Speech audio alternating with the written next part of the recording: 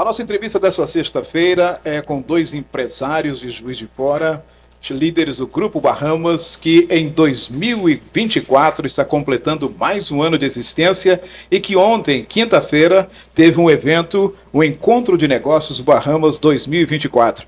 Eu quero agradecer aqui em nosso estúdio, Jovino Campos, CEO, Paulo Roberto Lopes, também que é o diretor-presidente do Conselho Administrativo. Muito obrigado pela presença de vocês aqui no estúdio da Rádio Transamérica. E eu que gostaria de agradecer, e é sempre bacana assim, a gente estar aqui, uma honra para nós estarmos aqui novamente, né, junto à Transamérica e junto a você nessa entrevista. Com certeza, Paulo, é sempre um prazer, né, estar aqui com você, trocar algumas ideias, conversar um pouquinho, falar dos nossos negócios. Muito obrigado. No nosso podcast, que nós fizemos da outra vez, contamos a história do Bahamas, né? A história como começou, e isso, então, é uma história de negócios, de avanço, de sucesso, que os nossos ouvintes, nossos leitores da Tribuna de Minas já conhecem. O que eu quero conversar com vocês hoje é em relação ao evento de ontem, quando vocês apresentaram os números de 2024 e as metas para 2025. E destacar como foi 2024 para vocês. Foi um ano desafiador, né? A gente sabe que não foi fácil para ninguém. O varejo, como um todo, sofreu muito ano passado, com o aumento da taxa de juros, a diminuição do poder de consumo, né, dos consumidores, que realmente foi reduzido. Mas foi um ano que, eu diria assim, foi um ano bom para o Bahamas. Crescemos acima da média nacional e atingimos números aí que a grande maioria dos varejos brasileiros não atingiram. Um ano realmente, igual o Jovino se colocou ali, um ano que às vezes surpreendeu a gente em alguns sentidos, né, principalmente na parte financeira, porque a imaginação da economia no início do 2024 era que a Selic ficasse aí em torno de 9,5% ao ano, né? E ela veio de repente, ela veio subindo, como diz assim, e chegou no patamar aí, fechando o ano de 12,25, né? E um pouco diferente agora para o ano seguinte, apesar que a gente sabe que é muito apertado o custo da Selic, mas a gente já sabe que nesse momento ela não vai cair, ela tende realmente a crescer. Estão com previsão aí do Selic de hoje ficar aí próximo até de 16, alguns falam 15,5, outros falam 15,75. Aí é como diz assim, é uma coisa que a gente assim, já está até esperando. A gente torce que as coisas melhores, mude o rumo, mas a gente já tem, como diz, um caminho assim, mais direcionado do que o ano passado. Que o ano passado a gente imaginou uma coisa e veio outra. É porque o Banco Central está sinalizando que vai continuar aumentando. Isso. Né? E isso reflete diretamente nos negócios também, né? Com certeza, né? Eu gostaria até de citar uma outra situação que ocorreu o ano passado, e a gente vem comentando muito isso no nosso negócio, que é o problema de mão de obra, né? Então nós tivemos um problema sério de mão de obra que não tende a ser resolvido agora esse ano. Como assim, Jovino? Nós tivemos problema com mão de obra na construção civil, tanto que algumas lojas que nós tínhamos que inaugurar o ano passado, tivemos que retardar e inaugurar esse ano. E também nas nossas lojas, né? Hoje a gente tem uma oportunidade muito grande de emprego, a gente não consegue pessoas qualificadas para trabalhar. Você tem um turnover muito alto?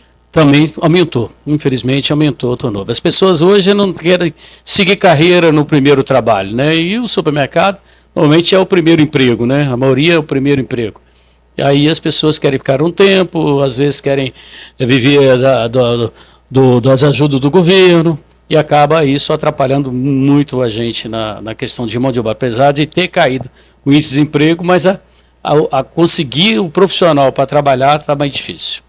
Hoje ficou assim, o trabalhador em si, ele não tem mais aquela preocupação, igual no passado, quando a pessoa queria ficar muitos anos, ou às vezes até pensar em até aposentar na própria empresa. Hoje é raro aposentar. Hoje é rara.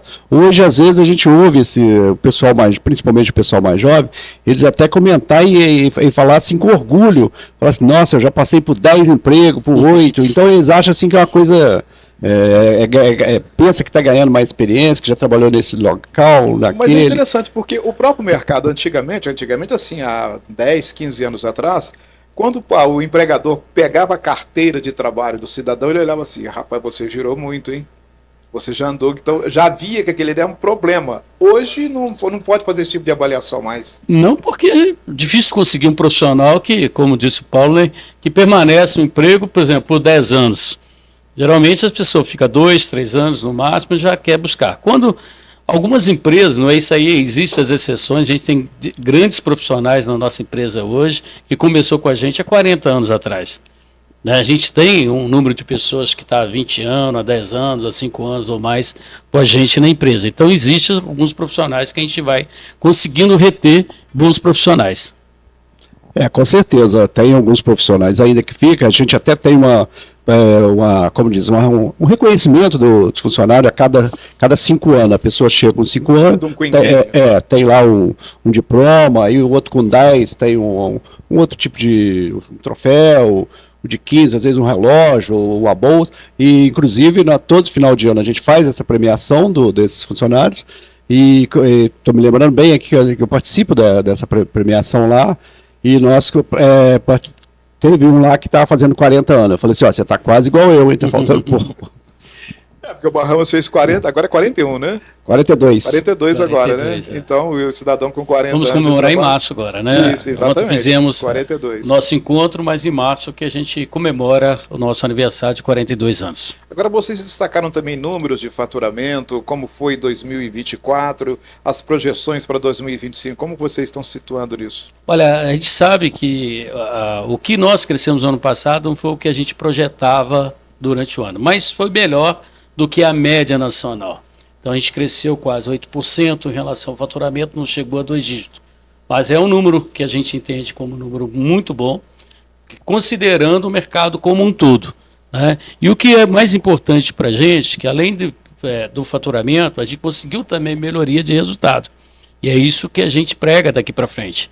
Não adianta vender muito e não ter lucratividade, não conseguir pagar as suas contas. Então a gente vê que muitas empresas de varejo, principalmente hoje, estão passando por dificuldades financeiras em função de quê? Só mirou o faturamento e esqueceu dos resultados. E é o que a gente pretende fazer na empresa, já faz alguns anos, né? Mas vamos dar um foco maior, porque precisa ter resultado. Essas práticas de governança ajudam muito também, né? Vocês adotam uma governança bem severa nesse sentido, bem profissional hoje, né? A cada ano que passa a gente procura melhorar um pouco mais, né? Eu acho que governança nas empresas é super importante, né? Transparência, né? Isso ajuda muito e que a gente tenha informações corretas, que a gente possa analisar no dia a dia o que está acontecendo na empresa, para não ter surpresas nos balanços do final do ano.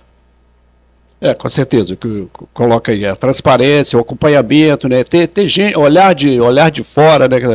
Vir, olhar, como diz assim, nós temos hoje, nosso balanço hoje até tudo auditado, né? Por empresa, como de primeiro nível, né? Hoje a Big Four.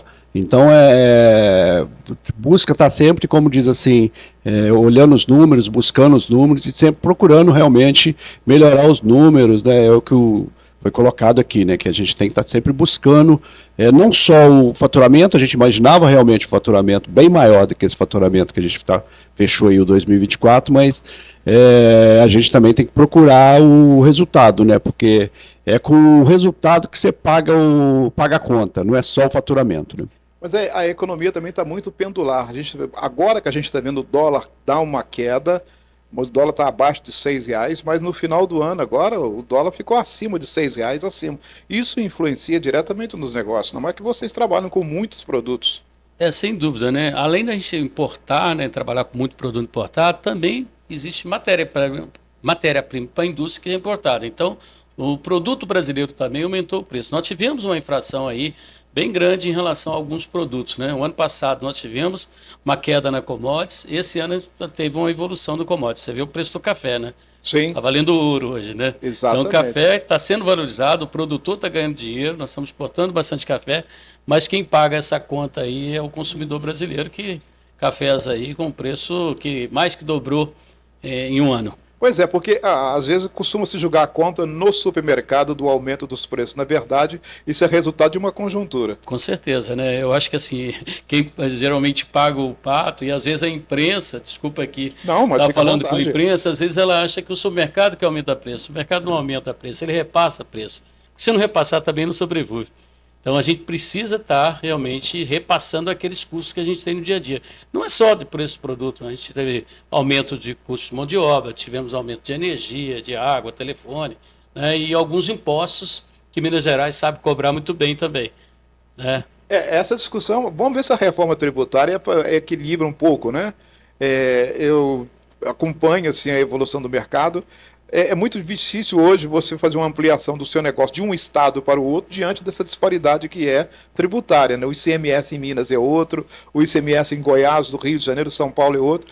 Fica muito difícil, às vezes, você migrar de um espaço para o outro, né? Você poderia até ampliar seus negócios. Com certeza, porque você precisaria de muito mais gente para estar mexendo com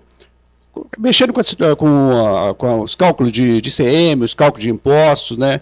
Então há uma diferenciação muito grande. Isso vai caminhando, né?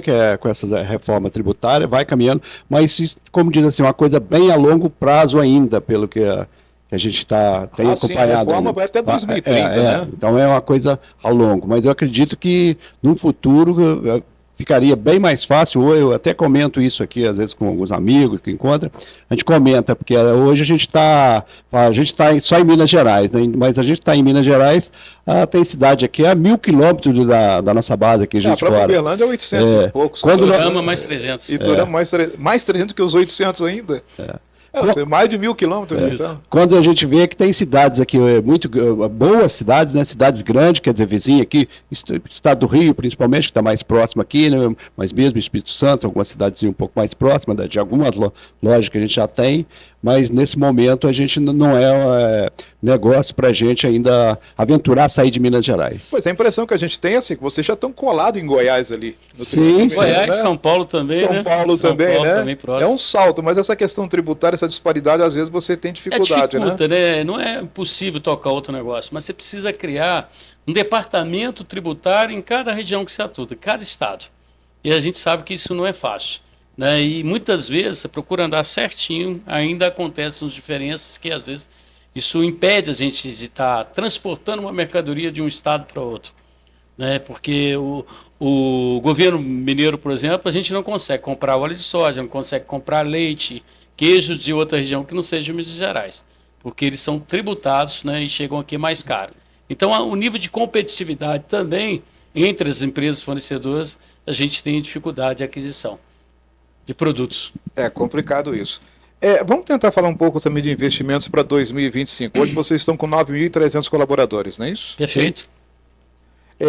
85 lojas inauguradas. E as metas para este ano agora, Paulinho, Jovino? Eu acho que está na hora de a gente começar a colher frutos daquilo que a gente plantou, sabe? Então, eu imagino assim, a gente tem ainda 3 lojas previstas para inaugurar nas próximas semanas, né? 3 lojas. É uma loja de empório, e outra loja de atacarejo e uma loja pet lá em Uberlândia. Então, até março a gente inaugura essas 3 lojas. E a nossa expectativa aí para esse ano é para a gente poder trabalhar melhor a produtividade a nível de loja. Não temos ainda definido o número de lojas que vamos inaugurar esse ano. Mas provavelmente teremos algumas lojas a inaugurar. Mas temos imóveis, temos terrenos aí que a gente pretende construir, se não for esse ano, no máximo até o ano que vem.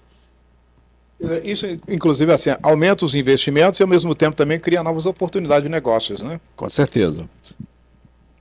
Bom, vamos falar também sobre a liderança do Bahamas no setor supermercadista brasileiro. É um mercado muito competitivo que a gente está percebendo hoje, né? A cada dia a gente está vendo lojas, é um mercado cada vez mais ativo e o Bahamas continua firme ali nesse ranking dos melhores do Brasil e maiores. Mas para 2025, você também está falando que é um ano desafiador também, não é isso? E a gente pretende consolidar a nossa força que a gente tem na região, né? Então, o Juiz de Fora, a gente tem uma participação maior do que todos. Uberlândia já temos uma participação maior do que todos, só que é menor do que a gente tem aqui na região da Zona da Mata. Então, nós temos aqui, né, já 42 anos, começamos com o Botequim, que é a história que todo mundo conhece, né? Mas para Uberlândia, a gente precisa ter um pouquinho mais, mostrar mais a nossa cara. Já fizemos grandes investimentos lá e temos oportunidade de melhorias muito grandes em relação às lojas que já estão existentes. Nós temos um centro de distribuição lá, que a gente quer, com o tempo, né, criar uma certa liberdade em relação a separação, né, de centralização que a gente tem na nossa empresa, que hoje tem um custo muito alto de mercadoria que sai daqui para ir para o Triângulo Mineiro. Então devemos fazer investimento lá no centro de exposição, que é uma ampliação. Mas você já tem um CD lá, não tem? Temos, vocês querem ampliar? Uns 3 anos, queremos ampliar. Né? Então isso aí está no nosso projeto, entendeu? E a gente pretende em breve realizar obras lá para poder ampliar e ficar um pouco mais livre da necessidade aqui do CD de Juiz de Fora para atender as lojas do Triângulo Mineiro. Agora vocês estão assim, Zona da Mata e Triângulo Mineiro, e nas outras regiões do estado, não há perspectiva de vocês atuarem ou já é um mercado saturado? A gente a gente está sempre olhando, sempre de olho, né? Sempre fazendo levantamento, né? Tem estudos, né? Como diz assim, catalogando em várias regiões, mas eu costumo falar, hoje aqui em Juiz de Fora nós temos 31 lojas, né, em funcionamento. Nós temos aqui ainda um espaço ainda em Juiz de Fora para ampliar. Você vê que a gente falar de um ano, nós inauguramos aí aqui em Juiz de Fora, na região do Retiro, uma loja, né? Inauguramos agora no final desse ano uma loja no Linhares. Todas as 2 lojas nos surpreenderam aqui dentro de Juiz de Fora, estão indo muito bem. Nós temos um terreno ali uma loja para ser montada ali no antigo Montesinas, né? E pode aparecer, que a gente vive de oportunidades, né? Então pode aparecer outras coisas. E também a gente já tem, igual a gente fala aí, que a gente já tem alguns terrenos prospectados, né? Próximo de Juiz de Fora, ou próximo de algumas cidades nossas que a gente já atua aqui também. Então a gente vê sim, Minas Gerais ainda tem muito espaço para o Bahamas crescer. Mas na fala de ontem à noite de vocês dois, eu queria saber se vocês pudessem replicar um pouco mais sobre esse desafio de liderar uma empresa de grande porte no Brasil. Não é fácil, né? Eu acho que os negócios, principalmente no varejo, estão cada dia mais competitivos, né? Muita concorrência, você citou agora há pouco aí sobre o número de lojas que abriram, né? Eu acredito que vai diminuir o ritmo de abertura de loja para esse ano, para o ano que vem. A gente já viu grandes empresas aí que tinham anunciado o número de loja X e cortaram pela metade, né? Então a gente vê que realmente é preciso hoje dar uma desacelerada para poder focar mais no nosso negócio, porque não adianta abrir um número de lojas, porque o consumo não cresce, o poder aquisitivo não cresce, então o que a gente está fazendo é dividindo o faturamento. E eu costumo dizer, às vezes, dividindo o prejuízo, né? Porque nem todas as lojas que se abrem, no primeiro momento, ela dá resultado. Nós temos sorte, aí o Paulinho falou agora há pouco, em 2 lojas que nós abrimos de fora, que surpreendeu positivamente. Mas no passado já tivemos lojas que realmente deficitárias, que ainda não chegou ao ponto de equilíbrio, né? Mas 42 anos eles dão um grande aprendizado, né, o Jovini e Paulinho? Com certeza, é um pedaço de chão bem grande, né? E a gente, como diz, a gente está sempre aprendendo, né, Paulo? Sempre tem alguma coisa, a gente está sempre lendo, acompanhando o país, né, e o mercado em si, né, e buscando algumas inovações. Então a gente está sempre, como dizer, eu costumo falar assim, que a gente está sempre aprendendo, né? Na realidade, reforçando um pouco o que o Paulo falou, o nosso negócio, que alguém que falar que eu sei de tudo, ele pode aposentar, que não sabe. A cada dia acontece algo novo no mercado. Mudança, né? Quem via falar há 15 anos atrás de atacarejo, hoje o atacarejo domina o varejo brasileiro, vende mais do que o supermercado. Então muda muito a forma de comprar, a forma de negociar. Produtos que eram líderes no passado, hoje não são mais. Empresas de supermercados que já existiram no passado, não existe hoje. A gente que viveu um pouco mais aí a nossa vida aí, quem está chegando aos 60, passou um pouco de 60. Tinha as casas da Banha, Merci, Juiz de Fora, por exemplo, né? Então nós temos que tomar esse cuidado. Nós estamos num tempo de inovação, e se não acompanhar as inovações, você tende a ficar só para a história, não fica no mercado, não é? Com certeza. Hoje, se for analisar, né, são o número de empresas que que passa, como diz assim, existe um percentual, cada ano que passa, como diz, vai diminuindo mais o percentual, né? A empresa que chega aí a um ano, a empresa que chega a 10, a empresa que chega a 20.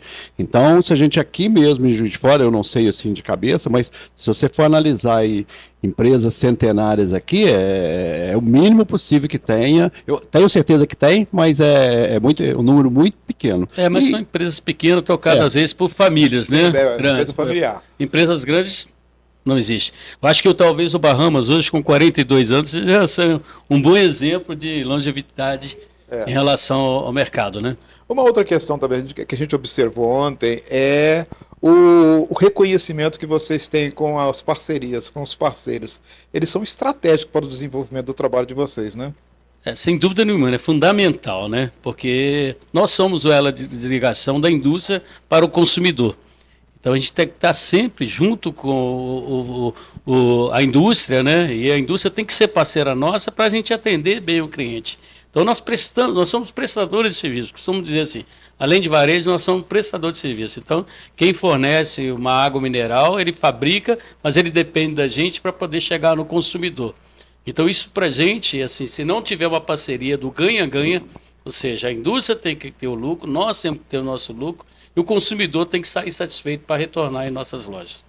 É que você vê ontem à noite o sucesso que foi, a quantidade de pessoas, né, que veio no nosso evento, né? Então você vê que realmente a parceria que a gente tem com a indústria, com os nossos fornecedores, nossos prestadores de serviço também, né? Com os bancos, então a gente assim fica até muito orgulhoso de ter, como dizer, ter sido tão bem prestigiado, igual a gente foi, né? E a gente também comentamos, né, que da situação nossa que o mês de março tem o nosso aniversário, a gente precisa cada vez mais do fornecedor próximo da gente para a gente fazer nossas campanhas de aniversário, e a gente foi, como diz assim, a gente ficamos muito gratificante pelo que a gente ouviu, porque a gente conversou com alguns fornecedores. Agora, vocês avaliam sistematicamente o impacto que vocês têm na comunidade, naquele entorno que está ali, e ao mesmo tempo no impacto global, o papel do Bahamas que vocês têm desempenhado junto à população? Muito, né? A gente sabe quantas famílias hoje dependem do emprego do Bahamas para sobreviver. São 9.300 empregos. Só aqui de fora são quase 5.000. Né, dado que a gente tem a sede aqui, então a parte da administrativa está aqui, o nosso principal centro de distribuição está aqui. Então são quase 5.000 empregos. Acredito eu aí, fora a prefeitura, somos a empresa que mais emprega aqui na região. Então para nós é fundamental. A gente sabe, né, que a nossa responsabilidade, né, quanto a isto. A gente vê, né, como diz assim, além desse número de colaboradores que a gente fala, a gente tem muitos outros colaboradores indiretos, né, a gente tem a própria indústria que coloca um promotor na nossa loja, tá em várias lojas tem um promotor fixo, quer dizer, então tem a pessoa o vendedor que é exclusivo para vender só na loja de Bahamas, então tem muita gente realmente, esse número quase que praticamente dobraria. E sem falar nas famílias, né? Se você for comparar em termos de família, colocar família aí de 3, 4 pessoas, a gente está falando aí em algum número aí, se a gente comparar a rede Bahamas, a gente está falando em alguns números próximo de 40.000 pessoas, né? Ou seja, maior do que muitas cidades. Com certeza. Uma outra coisa, nós já falamos aqui rapidamente, mas eu queria que vocês fizessem assim uma avaliação, uma projeção sobre o futuro do varejo no Brasil. Como é que está essa situação e como vocês avaliam o varejo assim nos próximos 5 anos, por exemplo? Eu posso falar em termos de varejo físico, tá? Eu acho que ele vai continuar sendo fundamental. Muitas pessoas falam, poxa, vamos começar a trabalhar na internet, isso aqui. Mas o supermercado, propriamente, o supermercado que trabalha com gênero alimentício, com produtos frescos, vai continuar e vai sobreviver por muitos e muitos anos. Eu acho que as pessoas se sentem bem e ir no supermercado. Então, eu acho que papel nosso hoje é fazer com que o cliente se sinta confortável, se sinta valorizado, que tenha uma boa experiência de compra no supermercado. Então, nós acreditamos muito nisso, né? A humanização. Então, muitas vezes as pessoas falam assim, pode ter que colocar ali o self-checkout. Eu falei, self-checkout pode resolver o problema quando você não tem mão de obra. Porque a mão de obra, a pessoa, o ser humano ali, passando o produto pelo checkout, ele é muito mais rápido, dá uma sensação melhor para o consumidor gosta de ser do bom dia, do boa tarde, então a gente investe muito nisso aí, na prestação de serviço, no atendimento ao consumidor, para ele sair satisfeito e retornar no comércio. Então a gente sabe que vai haver mudanças, né? Houve mudança nos últimos anos, depois a pandemia foi responsável por muitas mudanças aí, mas aí você vê que o povo está voltando para as ruas, está voltando para os restaurantes, está voltando para os supermercados. Então o e-commerce já não, pelo menos no caso dos supermercados, não é mais significativo como foi durante a pandemia. Então esse é o nosso ponto de vista.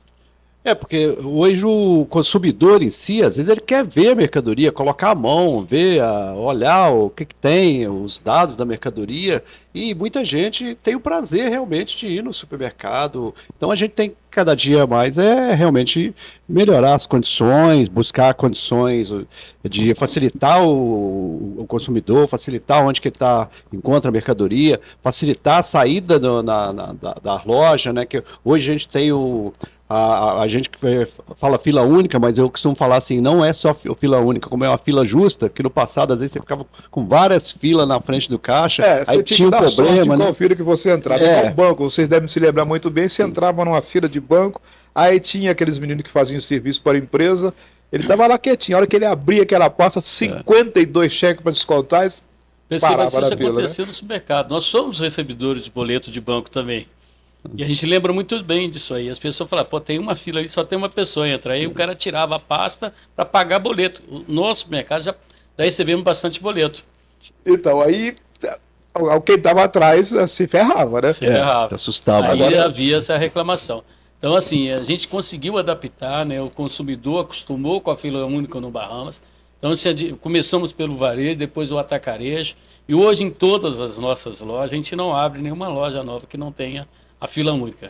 E vocês estão ampliando o mix de ofertas também, né? Hoje tem quase tudo. E vocês agora, inclusive, ali na Ferreira Guimarães, ainda tem uma loja que é uma pet shopping também, que facilita muito, a pessoa já resolve tudo ali. O que a gente está tentando fazer é trazer também outras empresas parceiras, né? O Barra Pet é do Grupo Bahamas, mas ali nós temos academias, temos restaurantes, né? Tem uma série de serviços ali, prestadores de alimentação que possa também servir. Então, eu acho que isso aí é o futuro também do varejo.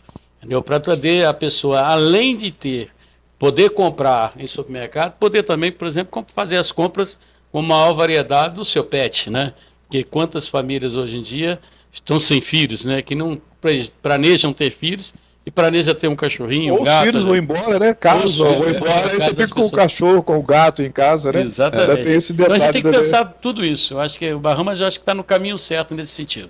Bom, então vocês já estão tratando as estratégias para 2025 diante desse mercado cada vez mais competitivo. Isso vocês apresentaram ontem à noite e agora vão tirar do papel, né? Colocar para frente. Sem dúvida nenhuma. A gente já anunciou ontem uma campanha também forte de aproximação com os nossos fornecedores, né? Que a gente está chamando uma brincadeira aí de esporte, que nós estamos chamando para o jogo, né? Esse aí surpreendeu muitas pessoas, apesar deles não ter dado detalhes, e nós não temos detalhes dessa campanha que está sendo desenvolvida, é algo também que a gente está tentando trazer o consumidor para nos estar contribuindo no dia a dia, né? Mas que sejam mais parceiros da gente. Então é um projeto legal, assim que a gente tiver, de repente a gente pode até apresentar para vocês, antes até mesmo de apresentar para os nossos fornecedores. Né? Vamos ficar esperando aí. Eu creio que isso também é importante. E para finalizar, gente, nós estamos trabalhando. Qual a lição que vocês tiraram nesses 42 anos de trabalho? Eu acho que, como diz assim, é bastante trabalho, né, dedicação, né, você tem que estar sempre no dia a dia e visitar a loja, sentir, olhar como que o cliente está sentindo dentro da loja nossa, né. O perfil do consumidor, ele vai mudando muito. Vai mudando, então você tem que estar sempre acompanhando, ver o que está acontecendo, o que ele está procurando, o que ele está pedindo, o que a gente pode melhorar. Então, como diz assim, é um aprendizado e que a gente já falou aqui no início, e a gente vai estar sempre, como diz assim, aprendendo isso e sempre buscando essas inovações, buscando essas facilidades. Então a gente vai estar sempre trabalhando para isso. É com grande orgulho que a gente tem isso aí há 42 anos. Eu costumo dizer, eu gosto muito dessa frase, né? Nós somos umas pessoas de sorte, tá? Por isso que nós estamos aqui. Mas nós somos sorte por quê? Porque nós trabalhamos. Muito, né?